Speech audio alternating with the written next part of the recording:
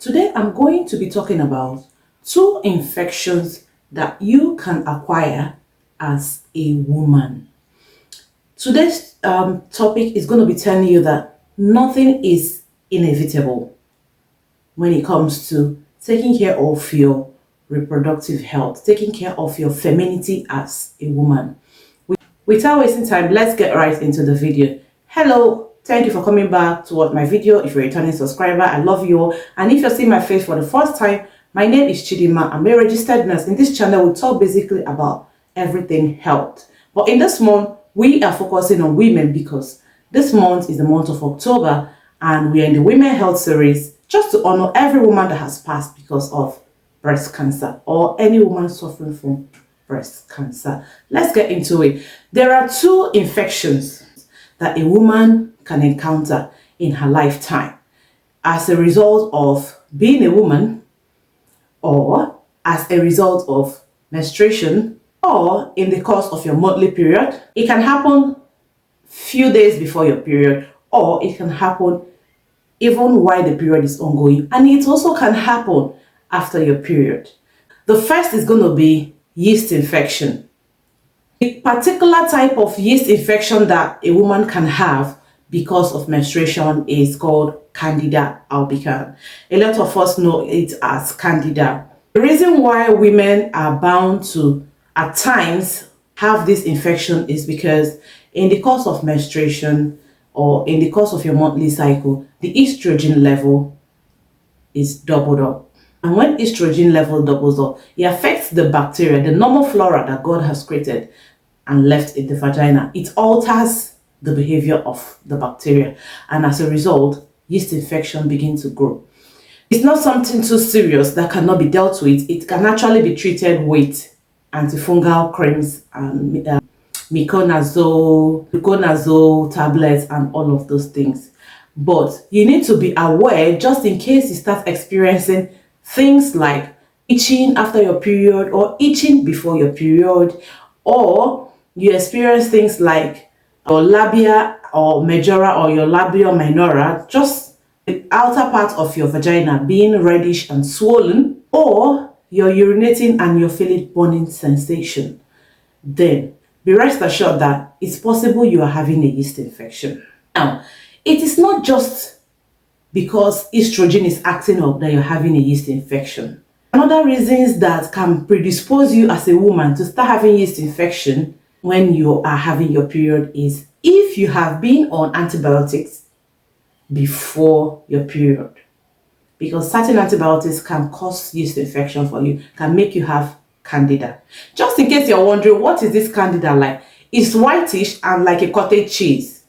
You can feel that discharge, whitish stuff, pieces looking like a cottage cheese. If you find something like that, it means you are having Candida. It's a very minor infection that can be treated with antifungal creams and antifungal tablets. And apart from having to take antibiotics before your period, if you are diabetic as a woman, you are also prone to experiencing yeast infection in your monthly period.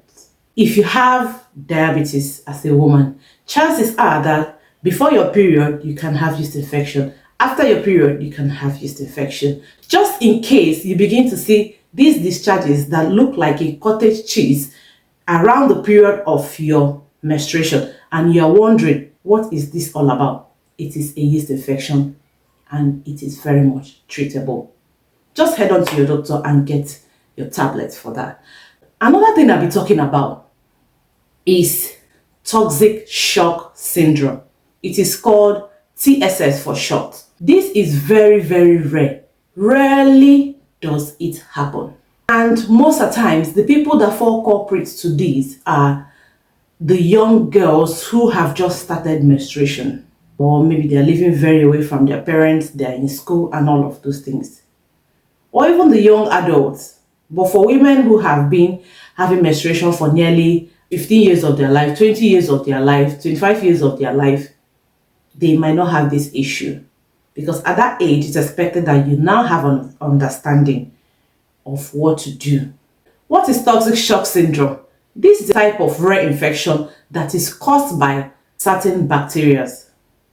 It can be a strain of Staphylococcus or a strain of Streptococcus. Most times Staphylococcus aureus or Streptococcus pyogenes. What happens in toxic shock syndrome? People that fall culprit of this are people who use tampons overnight. It's advisable that you use a menstruation pad at night, the nighttime pads. Do not tuck in tampons overnight, because what it does is when you tuck in the tampon and it is filled up, chances are that bacteria can travel from that same menstrual discharge, that same menstrual blood that has been compiled in the vagina into your system.